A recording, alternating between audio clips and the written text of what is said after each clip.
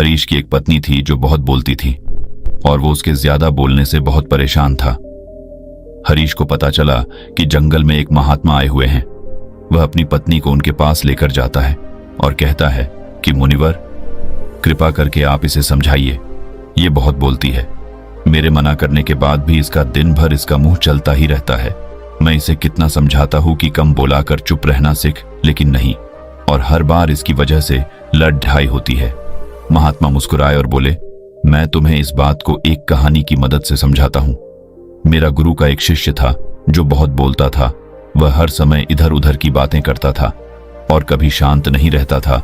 जब वह दान लेने के लिए जाता तो हर घर से एक नई कहानी लेके आता और आश्रम के दूसरे शिष्यों को सुनाता, और एक शिष्य की दूसरे से बुराई करता, चुगली करता और दूसरों के सामने अच्छा बनने का प्रयास करता और खुद के मुंह से ही खुद की तारीफ करता रहता और हमेशा खुद को गुरु के सामने सबसे बुद्धिमान और उत्तम साबित करने का प्रयास करता। वह खुद को सभी शिष्यों से अलग और श्रेष्ठ मानता था।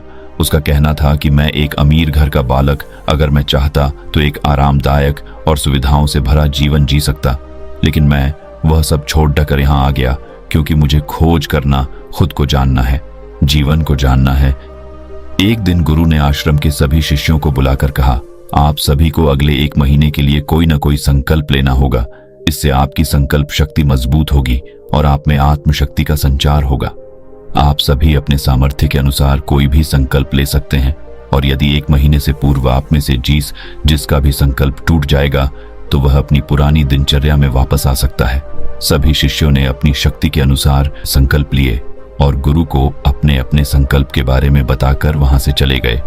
लेकिन वह शिष्य जो खुद को सबसे अलग दिखाना चाहता था, वह सीधे गुरु की कुटिया में पहुंच गया और बोला, मैं कोई छोटा मोटा संकल्प नहीं लेना चाहता, बल्कि खुद की ही जैसे एक और महान संकल्प लेना चाहता हूं।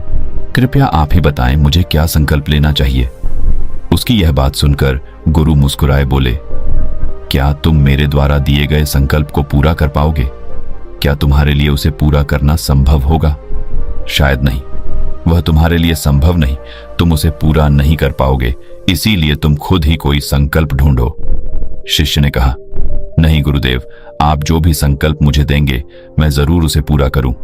गुरु ने कहा, ठीक है, तो तुम अगले 1 महीने तक चुप रहो, मुंह से एक शब्द भी नहीं निकालोगे, यही है तुम्हारा संकल्प। शिष्य ने कहा, गुरुदेव, यह भी कोई संकल्प है?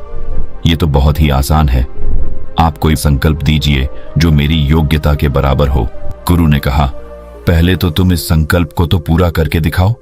शिष्य ने गुरु की बात मान ली और वह उसी समय चुप हो गया और पलटकर कुटिया से बाहर चला गया। उसे चुप रहना बहुत आसान लग रहा था।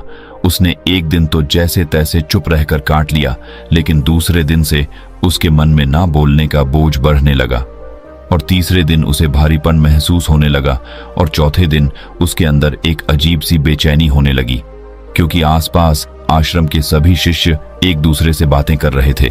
वह भी अपना पक्ष उनके सामने रखना चाहता था, उनकी बोलती बंद कर देना चाहता था, लेकिन उसका संकल्प उसके आ रहा था, इसीलिए वह पूरे दिन सिर्फ और आंखें बनाता। इसी तरीके से कुछ दिन और बीते और वह शिष्य बीमार पड़ गया। उसका सिर फटा जा रहा, उसका खाने पीने तक का मन नहीं था, वह सिर्फ बोलना चाहता था। वह गुरु के पास गया और उनके सामने बैठकर लिखकर उन्हें बताया, गुरुदेव, मैं बोलना चाहता हूँ, बिना बोले मुझे सांस नहीं आ रही है, मेरा दम घुटता जा रहा है, मैं अंदर ही अंदर पागल हुआ जा रहा हूँ, मैं क्या करूँ? संकल्प तो डर दूं क्या? ये पढ़कर गुरु मुस्कुराए और बोले, मैं संकल्प ढाने के लिए नहीं होते, लेकिन जो अपने संकल्प को पूरा कर लेता है वह अपनी आंतरिक शक्ति को बढ़ाता है, और जो अपनी आंतरिक शक्ति को बढ़ा लेता है वो समाज और जागृति की राह पर आगे बढ़ जाता है। संकल्प का लेना भी तुम्हारे हाथ में था और इसे तोड़ना भी तुम्हारे हाथ में है। तुम्हारे बहुत से भाई अपने संकल्प को तोड़कर अपनी पुरानी दिनचर्या पर वापस आ चुके हैं। अगर तुमसे नहीं हो पा रहा तो तुम भी संकल्प तोड़कर अपनी पुरानी दिनचर्या पर वापस जा सकते हो। लेकिन याद रहे, अगर आज तुम इस छोटे से संकल्प को नहीं संभाल पा रहे तो तुम अपनी बाकी की पूरी जिंदगी को कैसे संभाल सकोगे? बाकी फैसला पूरी तरह से तुम्हारे हाथों में है। गुरु की यह बात उस शिष्य के दिल में चोट कर गए। वो बिना कुछ बोले वहां से वापस चला गया और खुद को अपनी कुटिया में बंद कर वह केवल अपने जरूरी कामों के लिए ही कुटिया से बाहर निकलता, बाकी सारे समय कुटिया के अंदर ही बैठा रहा। 15 दिन बीत चुके थे और आश्रम के लगभग सभी शिष्यों का संकल्प अब तक टूट चुका था, लेकिन उसका संकल्प अभी भी जारी था। संकल्प लेने के बाद से अब तक उसने एक शब्द भी नहीं बोला। सारा आश्रम हैरान था कि इतना बोलने वाला इंसान चुप कैसे हो। 15 दिन बीतने के बाद वह दोबारा अपने गुरु के पास गया और लिखकर बताया है, गुरुदेव, मैं बाहर से तो चुप हूं, लेकिन मेरे भीतर बहुत सी आवाजें हैं, बहुत सी चीख पुकार और शिकायतें हैं। मैं अंदर ही अंदर बात करता रहता हूं। मेरा मन तरह तरह के प्रश्न पूछता है। मैं बाहर से जितना मोर, भीतर से उतने ही शोर शराबे से भरा। क्या इस तरह से मेरा संकल्प अभी भी है? गुरु ने कहा, हाँ, तुम्हारा संकल्प अभी भी जारी है, लेकिन जब तक लोगों की ये आवाजें तुम्हारे कानों में पड़ती रही, तुम्हारा मन बोलता रहेगा, क्योंकि इसे तो आदत है। तुम भले ही बाहर से चुप रहो, लेकिन तुम अंदर ही अंदर बोलते रहोगे। तुम्हें इन बातों से, इन आवाजों से दूर जाना चाहिए। शिष्य गुरु को प्रणाम कर वहां से चला जाता है और सुबह होते ही अपनी कुटिया छोड़ जंगल की तरफ चला जाता है। कई दिन बीत जाते, संकल्प का समय भी पूरा हो जाता है, लेकिन शिष्य लौटकर नहीं आया। आश्रम में सभी को डर था कि कहीं जंगली जानवर ने उसे खाना लिया हो। इस बीच उसे ढूंढने की बहुत कोशिश की गई, लेकिन वह कहीं नहीं मिला। गुरु भाइयों ने मान लिया था कि जंगली जानवरों ने उसे अपना शिकार बना लिया है, लेकिन गुरु को ऐसा नहीं लगता। एक दिन आश्रम का एक अन्य शिष्य गुरु के पास आया और बोला, गुरुदेव, हमारे उस अधिक बोलने वाले भाई के साथ क्या हुआ होगा? क्या जानवर ने उसे मार दिया होगा? गुरु ने कहा, हो सकता है कि जानवरों ने उसे अपना शिकार बना लिया हो, लेकिन उसके न लौटने की एक दूसरी वजह भी हो सकती है। शायद उसे वह मिल गया है जिसके लिए वह गया था। फिर शिष्य ने पूछा, गुरुदेव, क्या ज्यादा बोलना इतना हानिकारक होता है?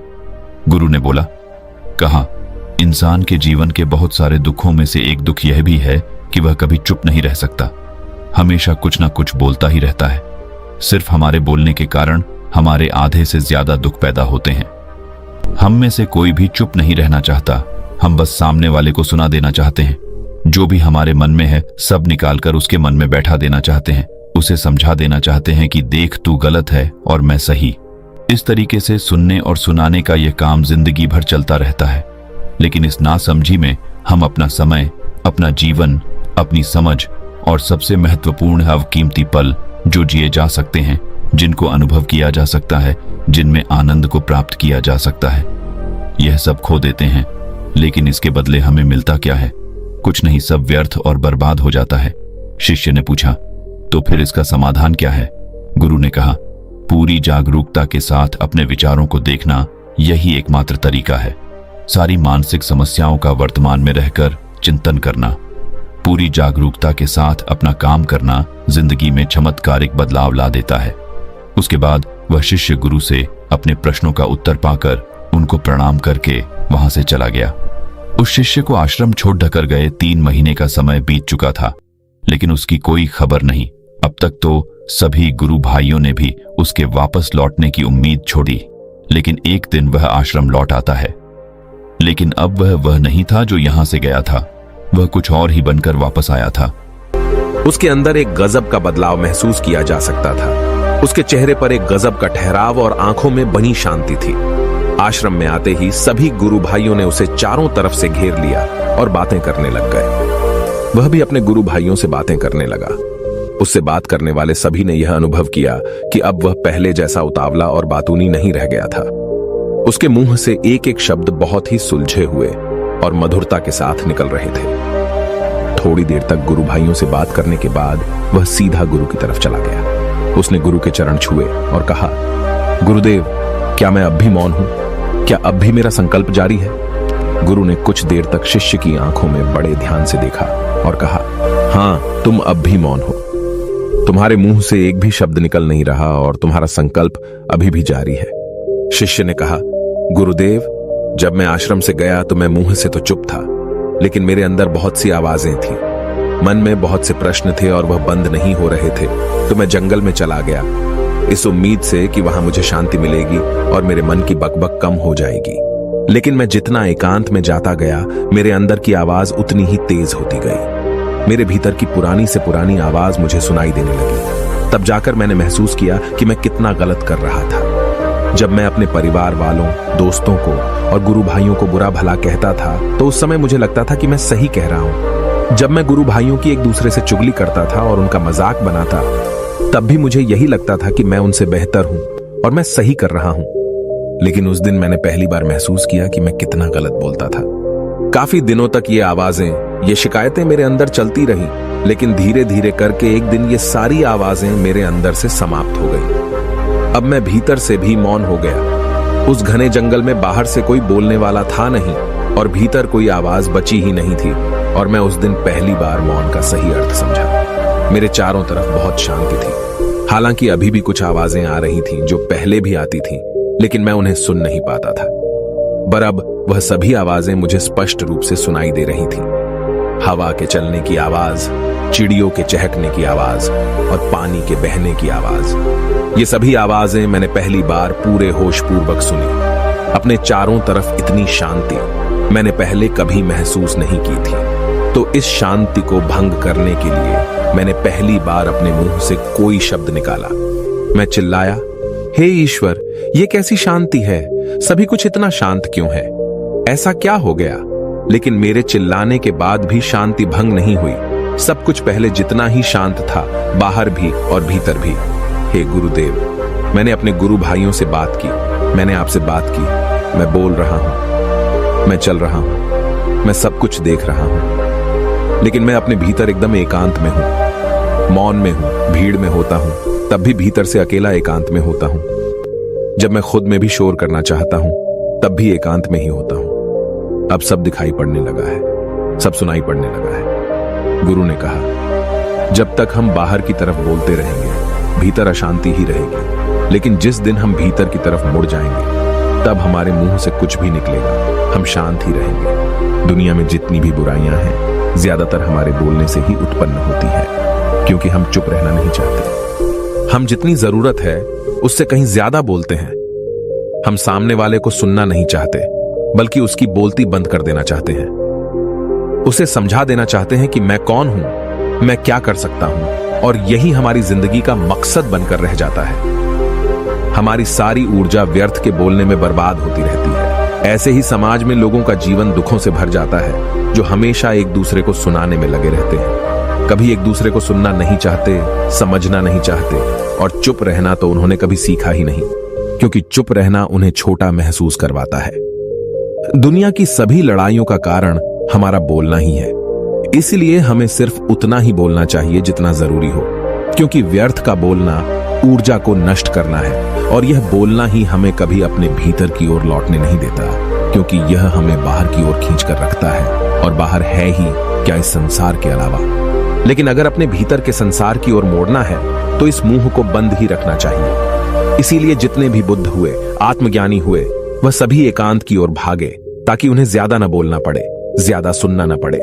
वह एकांत में रहे और शांत रहे, इसीलिए आसानी से भीतर की यात्रा कर पाए। लेकिन अगर कोई चाहे तो इस संसार में रहकर भी एकांत में रह सकता है, शांत रह सकता है, लेकिन इसके लिए उन्हें अपनी ऊर्जा बचानी होगी, जिसे वह अब तक अपने व्यर्थ के शब्दों में बर्बाद कर रहे थे। दोस्तों, इस कहानी की सीख यही है कि व्यर्थ का बोलना ऊर्जा को नष्ट करना है। ज्यादा और व्यर्थ बोलना ही हमें अपने भीतर की ओर लौटने नहीं देता, क्योंकि यह हमें बाहर की ओर झुकाए रखता है, और जिन्हें भीतर की यात्रा करनी है, उन्हें अपने मुंह को बंद ही रखना चाहिए। मुझे उम्मीद है कि आपको यह कहानी पसंद आई होगी और काफी कुछ सीखने को मिला होगा। कहानी के बारे में अपने विचार आप हमें नीचे कमेंट बॉक्स में कमेंट करके बता सकते हैं। बाकी अगर ये कहानी आपको अच्छी लगी हो तो इस वीडियो को लाइक करें